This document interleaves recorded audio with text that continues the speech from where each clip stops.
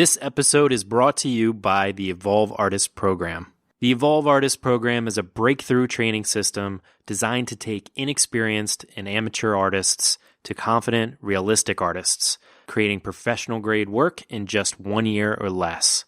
If you've struggled with tutorials that are incomplete, that leave you hanging when you hit roadblocks, and leave your questions unanswered, Evolve is for you. If you're considering art school but don't want to go into debt to do so, Evolve is for you. Or if you went to art school but it let you down with inconsistent methods, Evolve is for you. All of your supplies are included. Premium oil paint is supplied by Old Holland, and all materials, including brushes, canvases, and photo references, are delivered right to your door anywhere in the world. Evolve is a complete A to Z system, including daily feedback on your assignments 365 days a year, live calls with working professional artists, and a supportive and friendly community of like-minded students. This is the shortest, clearest path to guaranteed results and the only place that gives you the method, the materials, and the community. Discover how far you can push your skills further than you would at art school and for a minor fraction of the time and cost. Yes, it's real. For full details and for an exclusive 10% discount for YCP listeners, head to yourcreativepush.com/evolve. Your Creative Push, episode 354. And if where you're going to be next year isn't somewhere that makes you feel excited and jazzed, well, it might be a good sign that you need some help.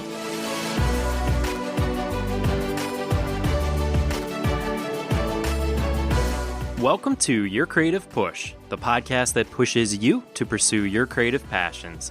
I'm your host, Youngman Brown, and my guest today is Mitch Bowler. Mitch is the creator and host of the Pencil Kings podcast, and he's also the co-founder of the Evolve Artist Program, which happens to be the first sponsor of Your Creative Push. That's right, after over 4.5 years of the podcast and many companies attempting to be a sponsor of Your Creative Push, I finally found one that's not just deserving of time in your earbuds, but one that I feel like could change your life. And Mitch comes on the show today to talk about what he's been up to in the 4 years since he was last on the show, some of the log jams that he's encountered on his creative journey, and why he's so willing to help other people in their creative pursuits.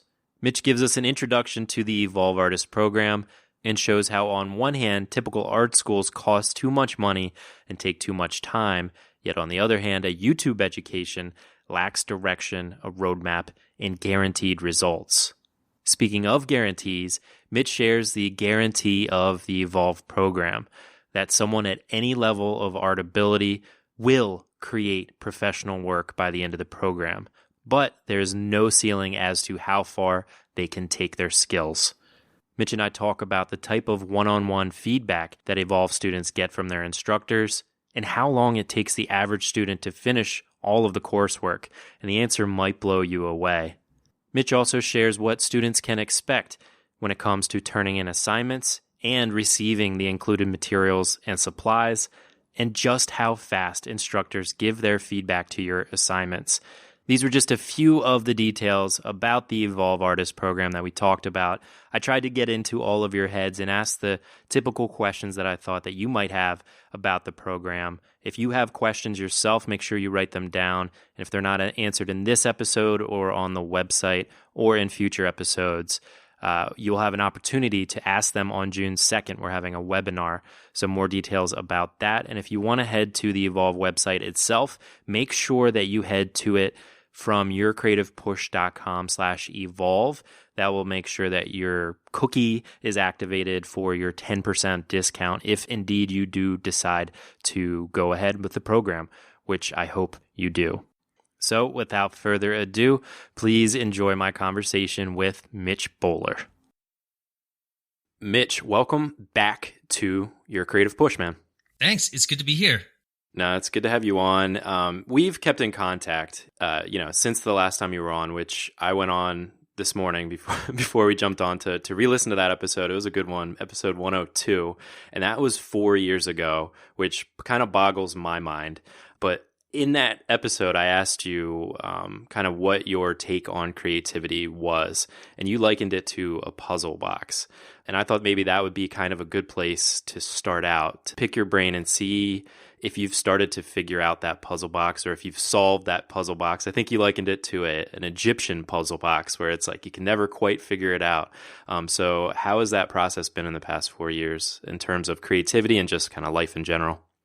I don't know if it ever ends, to be honest. You figure out something, but then by figuring out that one thing, you realize, oh, there's 10 more things that I don't know. And I think one of the big changes that's happened recently that's a little bit unique is that we've started to advertise and get the word out a lot about what we've been doing. And the unique thing is just seeing what people's opinions are out there. So not only do I have my own idea of what creativity is, but I also get to put ads out in front of people who love sharing their opinions on Facebook and seeing what they think creativity is all about. And it's all over the map. I don't think there's any one right or wrong way to look at it. The way that I see it now, everybody has their own version of it. And I think the main thing is just finding the version that works for you, that empowers you, and then not imposing your opinion on anybody else and not tearing anybody else down, which unfortunately I do see a lot of that, especially with the advertising that we're doing. But I think that's kind of the nature of the beast. Social media, everybody's entitled to their opinion. And when you're advertising, it's sort of like you've got a target on your back and people feel like they can kick you. Yeah, and just social media in general, I feel like people feel like they can kick you because there's not necessarily like you're not face to face with anybody else. And I think you're right. Like creativity, it's something that I haven't figured out yet. After 350 plus episodes of the podcast, talking specifically about that, trying to like decipher this thing. And I think what you said is the key point, is that it's ever to you, for lack of a better term, evolving, not just for like the world in general, but as individuals. And like you think you figured it out, you think you've got your hand on it, you think you've got it solved, and then something new comes along, some new shiny object or some new aspect of your art or kind of your life process that you've never really thought about, and it changes everything. And that's a cool thing, that the goalpost keeps moving. Yep, absolutely. Before we get into Evolve and what you're doing with Evolve, I wanted to talk about Pencil Kings, because when you first came on the show, we talked in depth about Pencil Kings, and you took a hiatus from the podcast, and I took a hiatus from my podcast, so I can relate.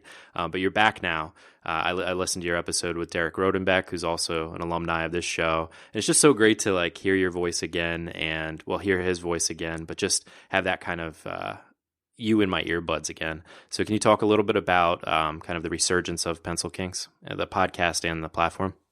Yeah, it's good to hear that the people are listening. And I was surprised, because you never really know when you start or when you stop something, if when you come back, if people will still be there. And podcasting is a little bit of a weird thing that you put it out and what you receive back is often just silence, but you are reaching people. And so I think with Pencil Kings, and it wasn't just Pencil Kings, it was basically like my life had got to a point where it was like mentally there was a log jam, and technologically there was just a lot of log jams basically. And those log jams needed to be unjammed in order to move forward. So to give you an example of one of the things that was stopping the podcast, my website for the members of Pencil Kings, because we have a membership portion of it, it was all working fine. But for the podcast version, to anyone who visited the website, that looked fine. But if I wanted to go and upload a new podcast, it was almost impossible, because so many things were broken on the back end. And that's what I was talking about with technology log jams. And so one of the things that we did late last year was rebuild the entire website from scratch, which when you have a small website, it's not too bad. It's like a weekend job. But when you've got a couple hundred podcast episodes, couple hundred blog articles, couple hundred this, couple hundred that, and all these plugins and everything else, all of a sudden it's just like this giant, I don't know, it's like a beaver dam. I don't know if you've ever seen a beaver dam, but it's just like logs and stuff everywhere, all over the place. And it's a big mess. And you're just like, there is some sort of order here that it works at some level, but it's not functional anymore. And it, like with the website, for example, it just needed to be totally torn down and rebuilt from scratch. And so that's what we did. And it looks the same, but it's just usable now, whereas before it wasn't. That's one of my biggest fears, is because there are things that have broken on my WordPress-driven Your Creative Push site. Like there's some things that are wrong. Like, for example, when I schedule a post, like it doesn't go. So then I had to download a plugin that would just like kind of supersede that. It's like a little fix for something, but it's not actually fixing it. There's all these little things, just like you said. Yeah, a logjam is the perfect analogy or the perfect description of it. And I'm going to have to hire somebody too, or, it's not a weekend project. It's like a whole revamping, and that's terrifying. Yeah, exactly. Right. So that's what happened. And now it's like, okay, well, let's get back to the podcast. Was good. Like connecting with people is really good. Where things are at right now, a lot of what I'm doing, I think I've started to get over myself and realize that what the projects that I take on and that I put my effort behind are really cool, and that they don't just exist in a vacuum.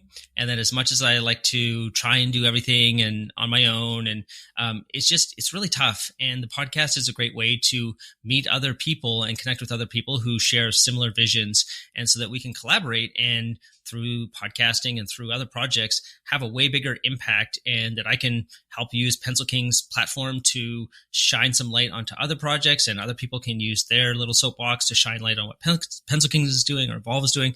And so I think that's a big part of the podcast, is just making that commitment to be part of the community again, which it's weird because we may never share physical space. I'd like to meet everybody that I connect with online, but we may never share physical space. And I think for me, it's just an evolution to realize like, oh, I could just have all of these friends who are doing similar things online and work at fostering those relationships. And the podcast is a big part of that. Where did that come from? Where did that, so just to give context, like you and I first met because you just reached out to me and suggested somebody that you thought would be a good fit for my podcast. Like that was it. Like not even a favor. It was like you realized that there was a connection that could be made between me and somebody else for my podcast. And that led to she came on the show, and then you and I became friends. We've been on each other's shows. And then throughout that time, you have been like a resource to me without me ever even having to ask for a resource, like a sounding board. And just, you're there to, I think you even said those words, like, how can I serve you? Like, how can I help? Where did that come from? Because I think that's something that the world needs just in general, but also for like creative people to have those people that are willing to help each other, and for everybody to kind of instill and use that type of mindset for themselves too, like to look to see where they can serve other people. Where did that come from, and how can people tap into that spirit? Recently, I love taking these tests, right? That like Myers-Briggs and Colby test and Strengths Finder. There's all these different tests. So recently I took one, and it was talking about how one of my superpowers is that I'm able to hold space for other people, to be impartial and just kind of be a sounding board. So part of it might just be that that's how I'm naturally wired. I don't know.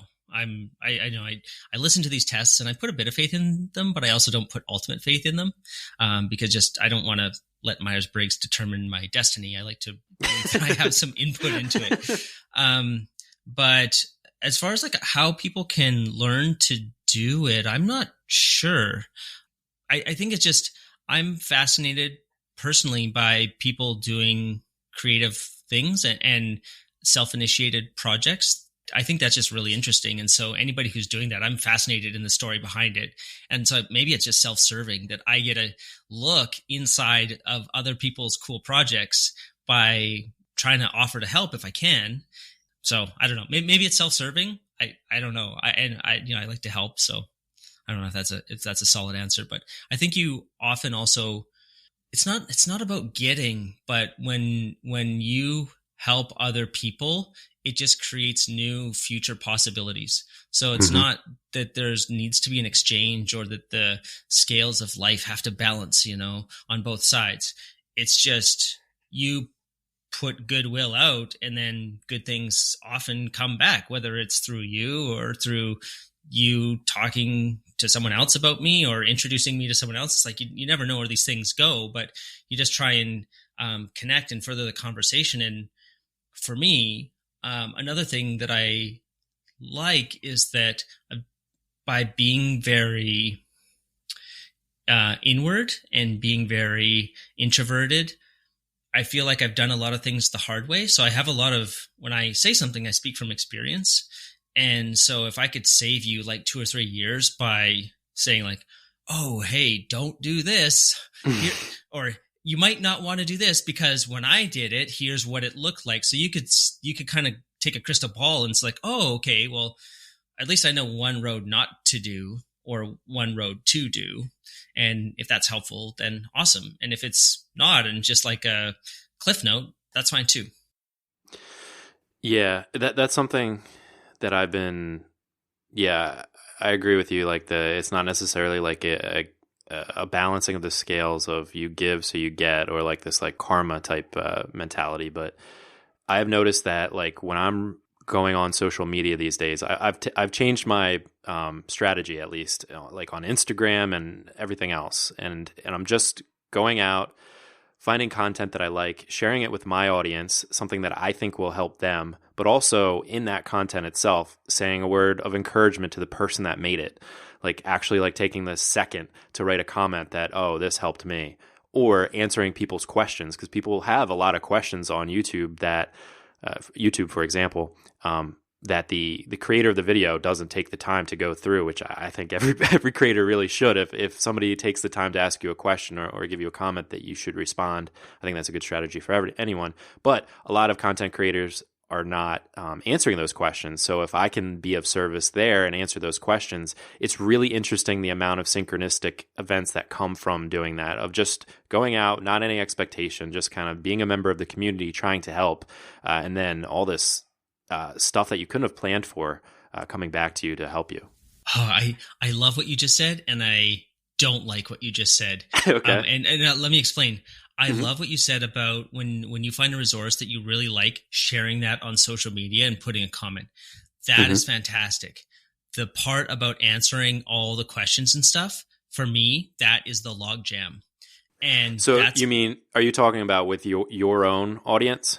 Yeah, that there was a time when one of the art websites that I had would attract about 200,000 people each month, and the email volume that came with that was like super overwhelming. Okay. And then now the negativity on social media and having people like having threatened me on Facebook over art stuff, like how I was talking earlier about people having their own versions of creativity and what that looks like, but having people threaten me, and where I was afraid of physical violence against me, that's part of the logjam where I have to, and again, it's for me. And like I was saying, how we're all wired differently, right? So for me, that wouldn't really work, answering all the questions. In fact, I just turned the comments off on my website because I can't deal with, like, it's just too much, which sounds so weird because Gary Vaynerchuk tells us to just answer everyone, right? But for someone who's maybe like almost at their limit all the time, if I start opening myself up to that, where I feel like there's too much input coming in that I can't handle it, all of a sudden I can't share my content anymore because I can't create it because I'm in the logjam. And so what I've realized recently is that it's far more important for me to set up these boundaries, even if it might look like to some people that, well, why doesn't he answer this question? It's like, I can't answer that question because if I did, that would also mean that I can't create content, in which case there would not be a question in the first place because there would be nothing to talk about. And for me, with someone with as much experience as I have, it's more important for me to set up the game so that I can create content than it is to participate in social media. So the part that I love is because I often find articles and things that I use that I find really helpful and that I know that my audience would also find very helpful. And so that part of social media I love, of shining light on somebody else and just saying like, hey, this article really helped me organize my inbox. So now it feels way more manageable. Here's how I used it. Here's the original article, something like that. That sounds perfect to me. Mm-hmm.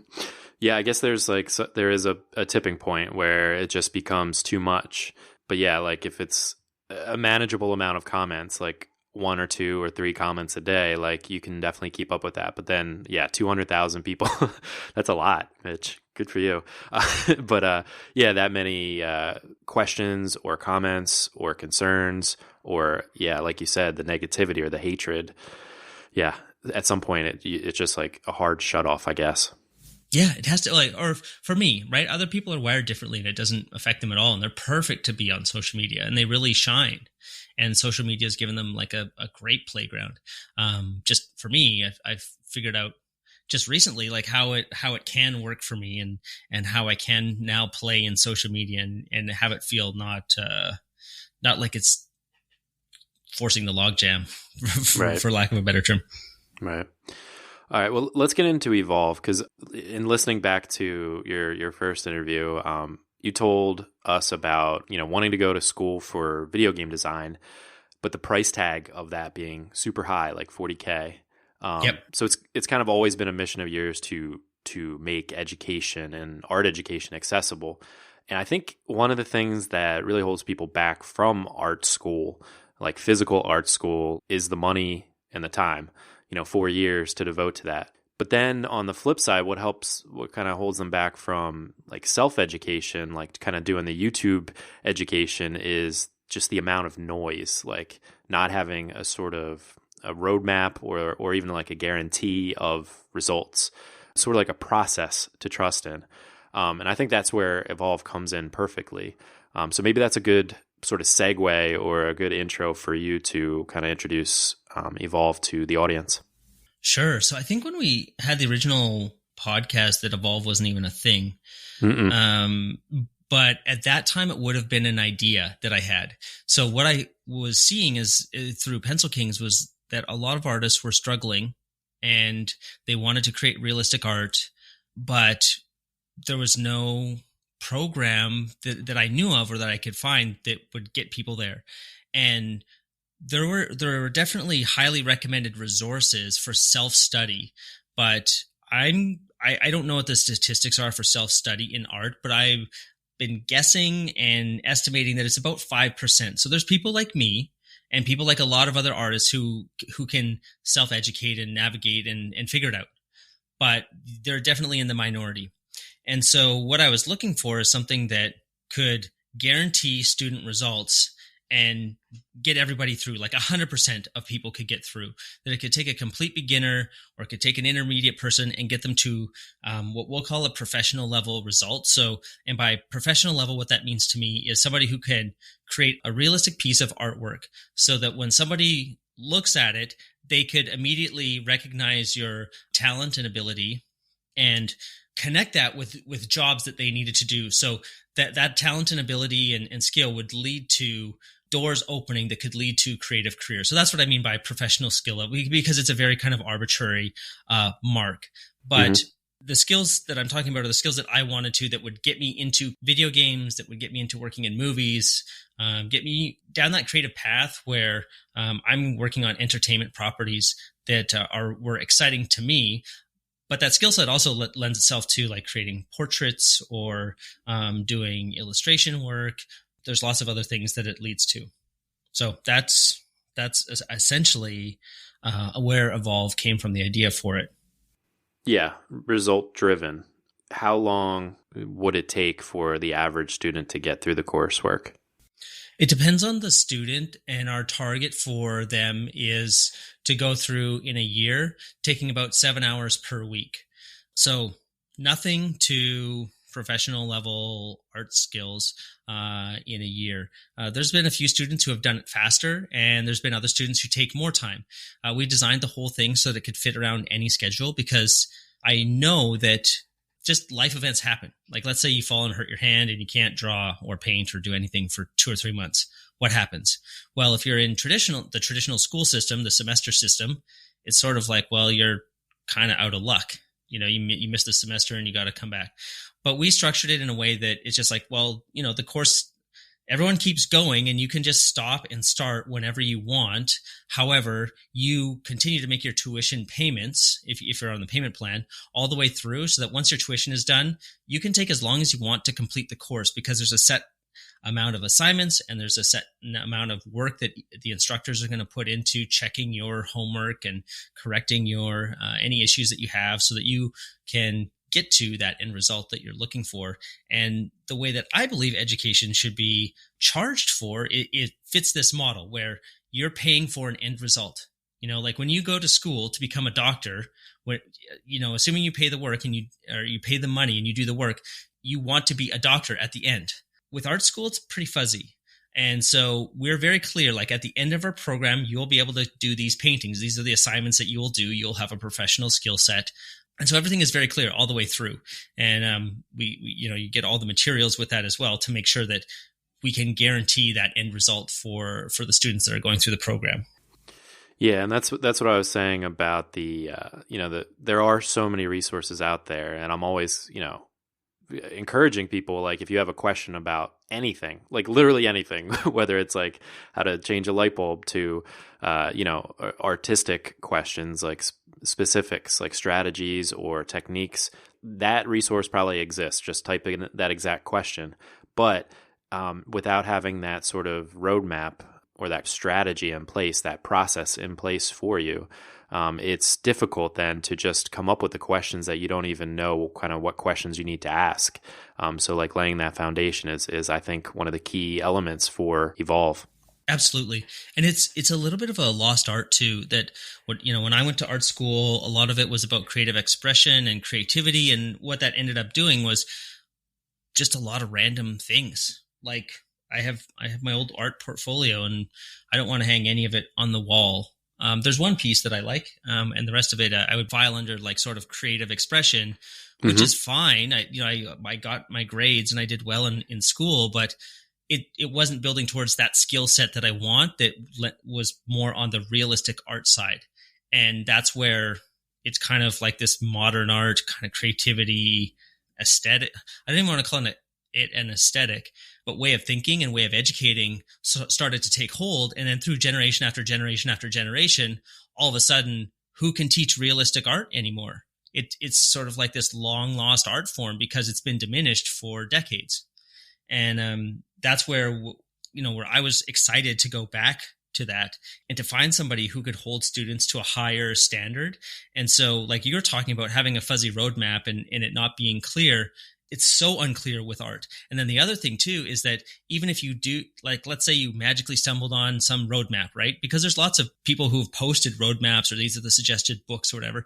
It's like, how do you know that you're practicing the techniques in the right way without having someone who actually knows those techniques looking over your shoulder to say like, yes, that's correct, or no, it's not.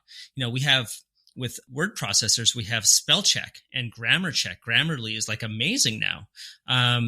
That's looking over your shoulder, telling you where you're making mistakes. If you want to learn coding, you have compilers that tell you where you made a mistake and you can check your code like on a website in 1 second. With art, there's nothing like that. So you actually need a human. And that's where the whole sort of like, just learn on YouTube or just read these books. The argument for that really breaks down because art is a one of the rare skills where you want someone who knows what they're doing, looking over your shoulder to help you correct course so that you can then make fast progress, because the alternative is slow progress, which is okay. It just takes you a super long time to get there. And that's the path that I went down, and which, to be honest, most artists go down, where you take years and years and years and years and years to develop your craft, and that's fine. And then we teach other artists and tell them, hey, it's all about grit.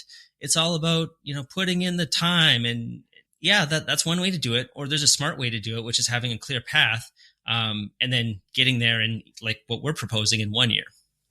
Yeah, that whole 10,000 hours thing, like it definitely falls apart if you're not, you have to put in 10,000 good hours and even less if you're actually putting in like great hours where it's like you're not making the mistakes. Because sometimes to making those mistakes over and over again, you do it 10,000 hours of mistake over and over again or bad form over and over again, you're just building that bad habit. And I think it's true that like there are plenty of teachers online, and I think you're absolutely right. Like with all those teachers online who make wonderful art themselves, it doesn't necessarily translate into wonderful art from the students because there isn't that back and forth. Yep. That can be clearly seen on Evolve with the before and after pictures. Yeah, I think it really just boils down to results. And that's really at the heart of what I was trying to create and realized that I couldn't. And then when I found Kevin Murphy, who created the curriculum that is the Evolve program, what he was doing with students and just like student after student after student getting these predictable results where it's very clear the path that you're going down, and you can see where the students are. And you're like, do you want to get here? Like, is this look exciting to you? And if the answer is yes, then it's like, okay, well, then you're in the right place. If the answer is no, then it's like, keep looking, because maybe there's other education that teaches whatever the thing that you're looking for. But we have a very clear what you see is what you get kind of process.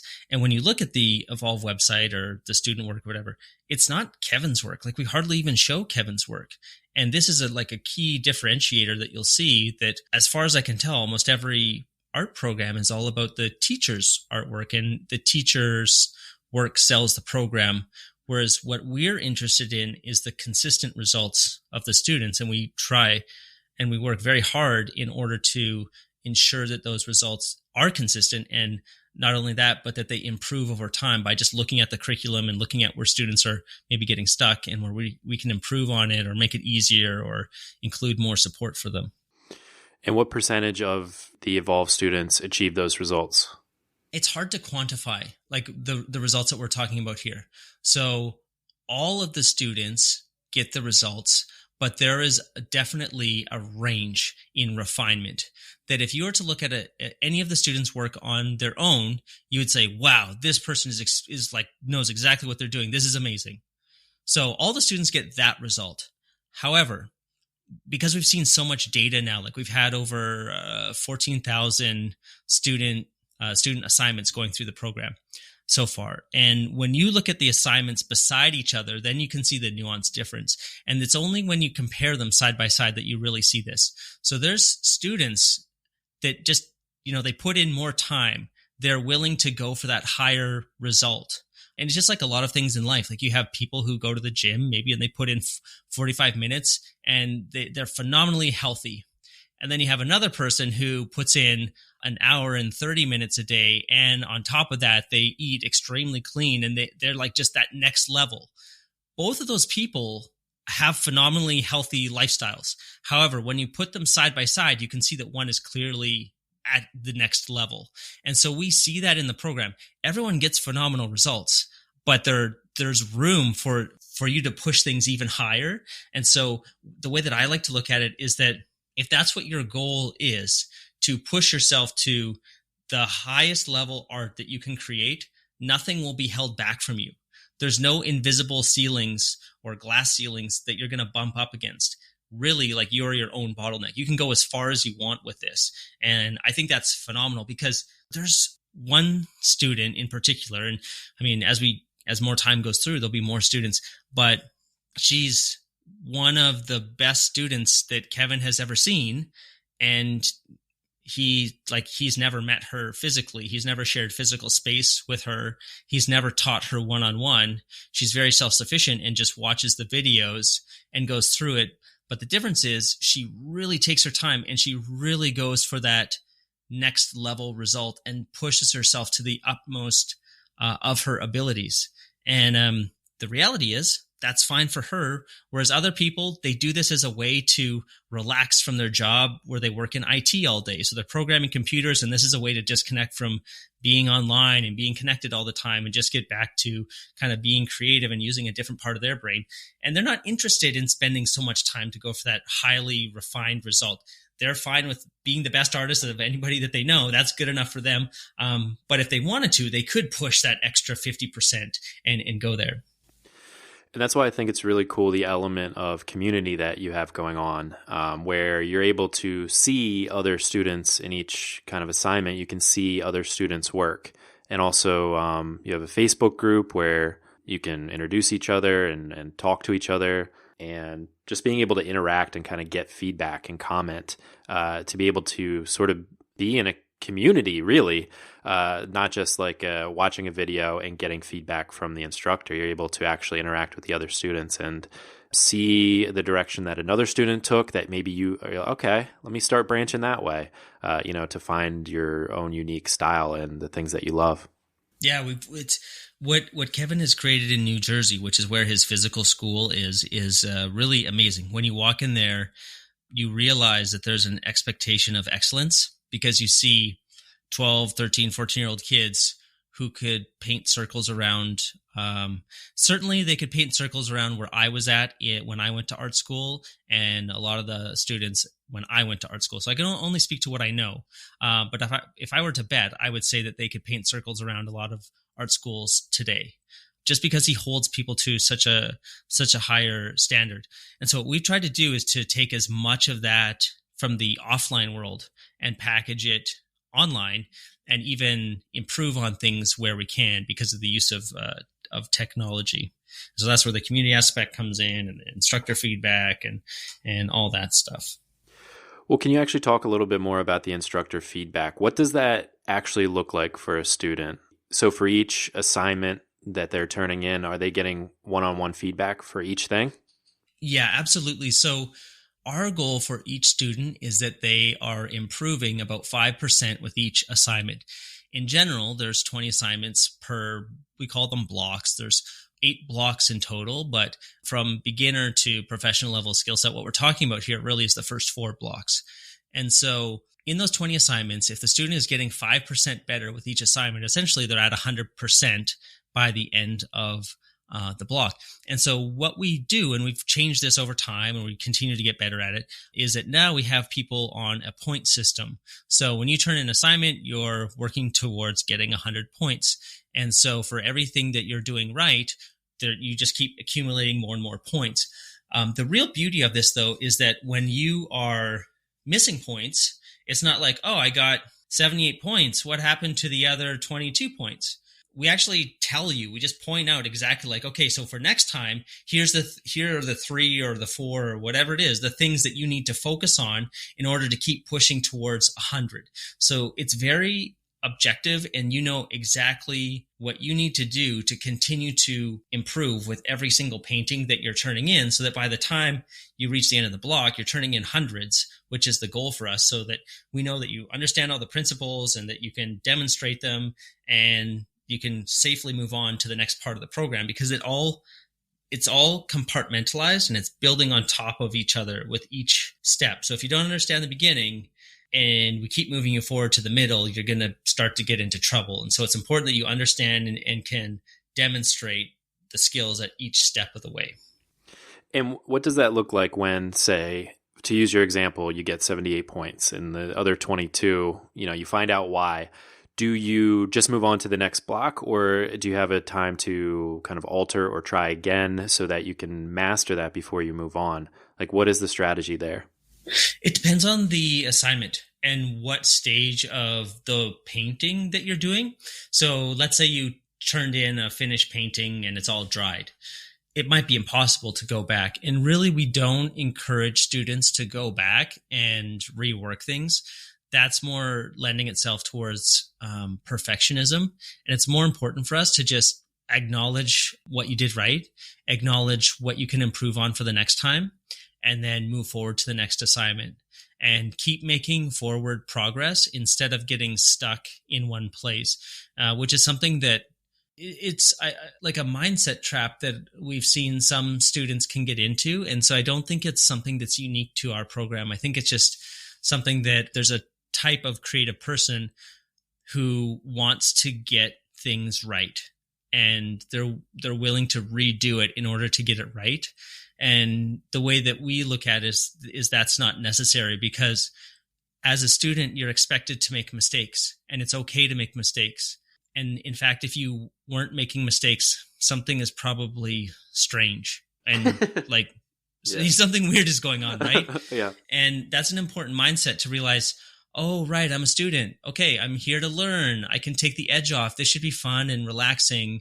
And it's not the student's job to get things perfect. It's our job to get the student to perfection.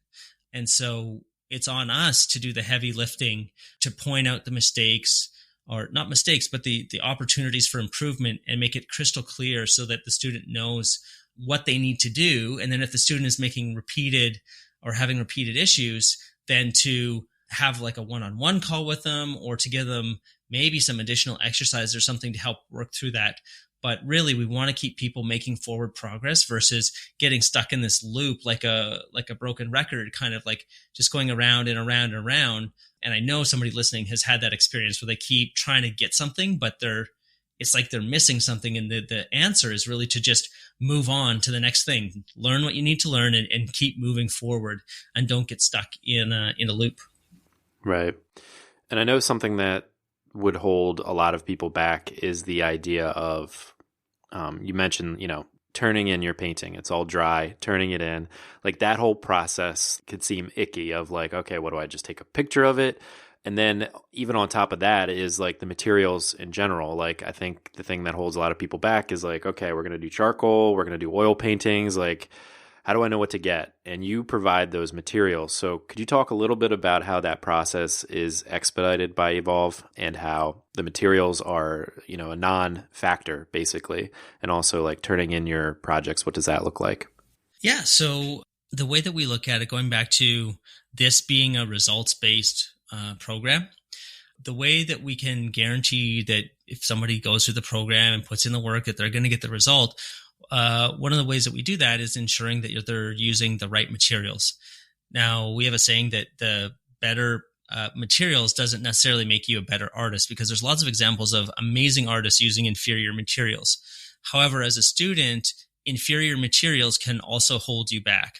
So we want to make sure that the materials aren't the thing that's getting in the way of you getting the best result that you can while you're learning. So we just take that hurdle right off the table, right out of the gate, and we send all the materials to the students anywhere in the world. The shipping's included. So you get this box, and it's a pretty hefty box. It weighs about 7 pounds, I think, which is 1.5 bricks. I was looking up what is 7 pounds equal to, which a brick, it doesn't seem that heavy till you hold one. When you get this box in the mail, like, dang, what is in this? But all the canvas, all the brushes, all the paint, there's a bunch of other goodies in there. But essentially everything that you need is there. So that's like one of the many things that we do to get a standardized result, is having all the students using the same materials.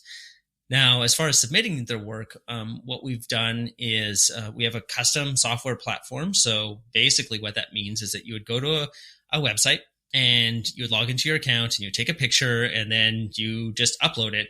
And this website is shared by the students and the instructors, and allows the instructors a very easy way to look at and evaluate the students' homework. So why is that important? And is it a new thing to submit a picture on the internet? Which obviously it's not, right? We've been putting pictures on the internet for a long time.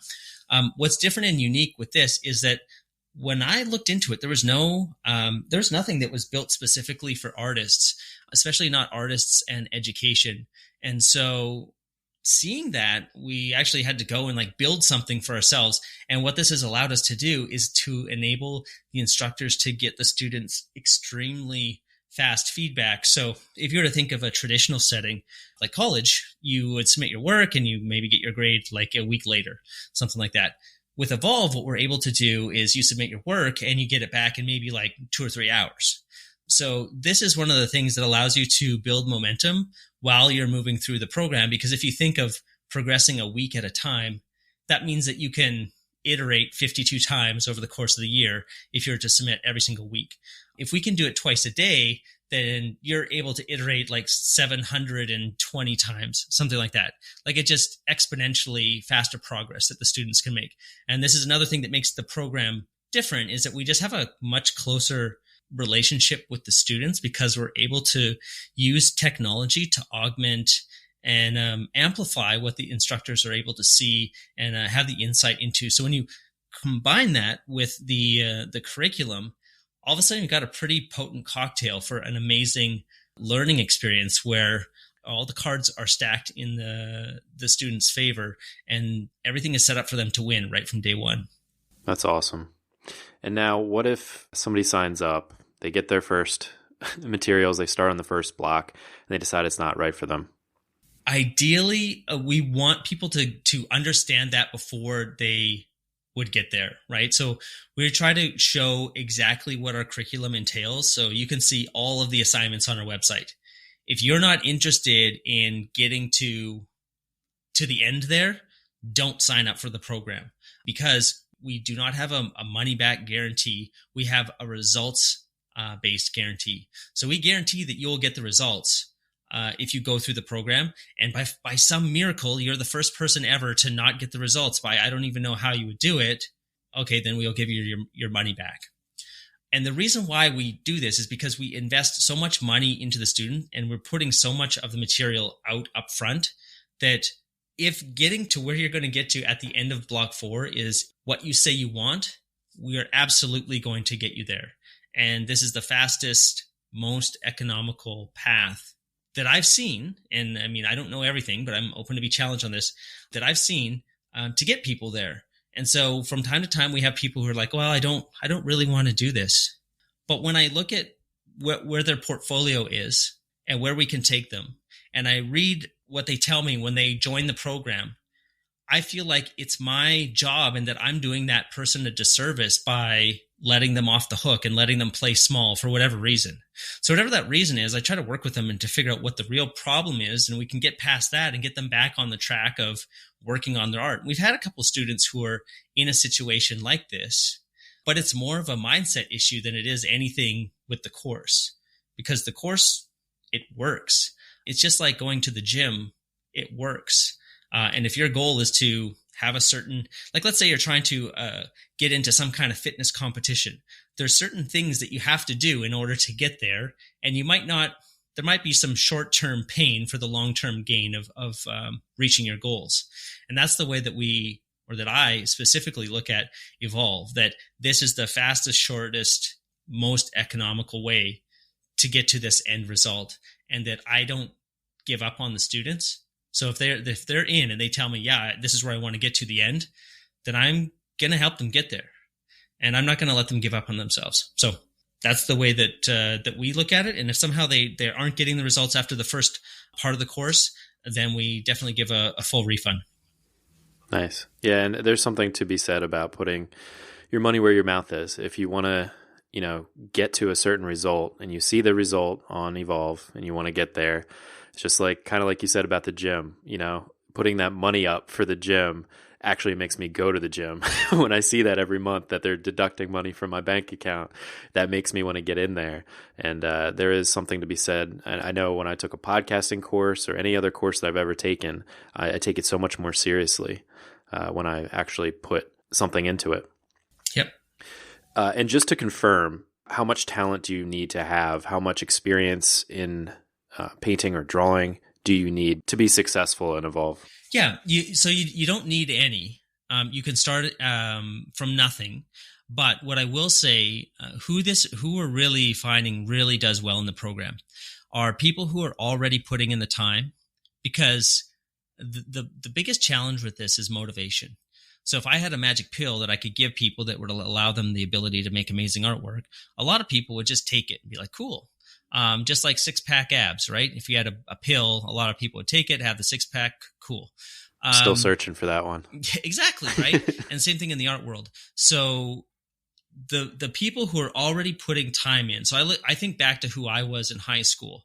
I was putting in the time and I wanted a superior, realistic result. I just didn't know how to get it. So if you're already putting in the time, and if you're already putting in about 7 hours a week, that's already like a very strong sign that you're the right type of person. The other person who maybe doesn't have any talent or ability or whatever, who could still get this, are people who have always wanted to learn to paint. Like it's sort of like a lifelong goal or lifelong passion for them, and they want to paint to the best of their ability. If you just want to paint and mess around, there's paint night. Don't waste time with something like Evolve. Evolve is for people who want to be the best, and for people who want to be known as the best artist in their group, and for people to look at their painting and just be like, have their jaws on the floor when they look at what you're able to do.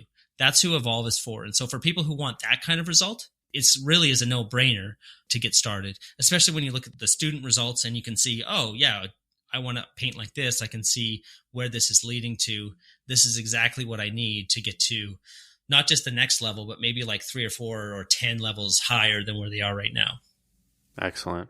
I think that's a really good place to end. I have a bunch more questions, but we're going to be talking to Kevin next week.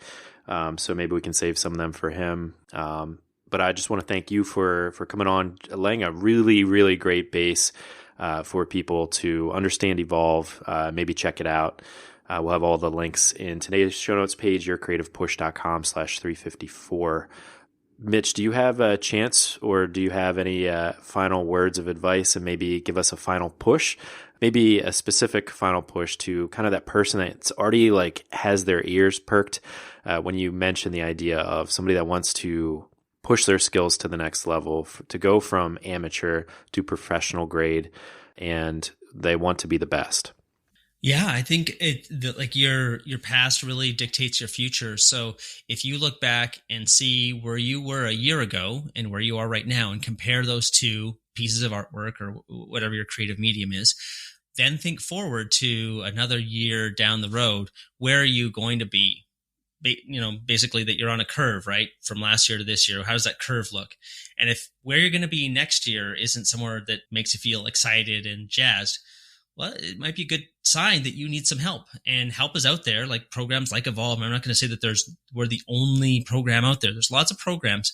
But if you can't find a teacher who teaches locally to you, and you need somebody to look closely at your artwork, Evolve is one of the only programs that can do that, like all over the world. So I'd encourage you to check out what we do. And if it looks like Block 4 of Evolve is somewhere that you would like to be in a year's time, then let's have a talk. Excellent. Mitch, thank you again, man. Yeah, no problem. Huge thank you to Mitch once again, not just for coming on the show today, but for being such a good friend to the show and to me in these past 4 years. Like I said in the episode, he is one of those human beings that is always looking to help other people. He gets such a kick out of finding out what people's goals are and then watching them achieve those goals. And actually, I was on his podcast, the Pencil Kings podcast, episode 200, if you want to listen to more of me and Mitch. A lot of great stuff in that episode about community and many of the lessons that I have learned in my 350 plus episodes of Your Creative Push. If you want to get directly to that episode to listen to it right when we're done here, you can head to yourcreativepush.com/PK. That will take you right to my episode on the Pencil Kings website. But before I let you go, I just want to reiterate what he said in his final push. I'm always encouraging you to look back at the progress that you've made over any period of time, but especially a year's time. Look back to what you were creating a year ago. If you're not happy with the progress that you made in a year's time, or you feel like you did make some progress, despite it being a really tough road, or you struggle to find a clear path to get that progress, perhaps Evolve is right for you. There are so many situations that you might find yourself in, whether you haven't made enough progress, whether you've been struggling to find that clear path, that unified method that sends you into hyperspeed in your art skills, or maybe you're trying to piece together your education with various tutorials that aren't working out, that aren't answering your questions, or maybe you did go to art school, but you're not happy with what it gave you. There are 1,000 different reasons why Evolve might be right for you, or like Mitch said, maybe it's not. But we'll have plenty of opportunities in the coming weeks for you to continue to consider your options. Like I said, Kevin Murphy will be on. His episode, I guarantee, whether you want to do Evolve or not, will blow you away and make you rethink the whole art school thing. And next week we have Piper Talladay, who is a realist painter focusing on contemporary equine portraiture, and she is also a head instructor at Evolve. If you want to find out more about Piper, you can head to her website, pipertalladay.com, Talladay, or on Instagram, she is pipertalladay_art, or of course, we'll have that all linked up at today's show notes page, yourcreativepush.com/354. And also, like I said, we are having a webinar on June 2nd. Mitch, Kevin, and I will all be on that webinar to answer all the questions that remain after these episodes so that you can have all the information that you need before signing up for Evolve. If you want to be reminded about that webinar, head to yourcreativepush.com/webinar, put in your email address there, and you'll get a reminder. Or, of course, just continue listening to the podcast, and I'll make sure that you know all the details. And of course, if what Mitch said today already convinced you that you want to take the shortest, clearest path to guaranteed results, you can get 10% off by being a Your Creative Push listener. Head to yourcreativepush.com/evolve. But that's all I've got for you today, so hopefully you were inspired to go and get your work done. So go and get it done, and we will see you next week if you need that push again. And until then, remember that the universe needs your art. It needs your creativity, and you are the universe. We'll see you next time. Bye. Never miss a push. Head to yourcreativepush.com/subscribe to subscribe to YCP on your favorite podcast app. Or better yet, join the newsletter, where you'll get each week's episode, YouTube video, inspirational resources, and a sneak peek at the following week's guest, all in one weekly email. Again, that's yourcreativepush.com/subscribe.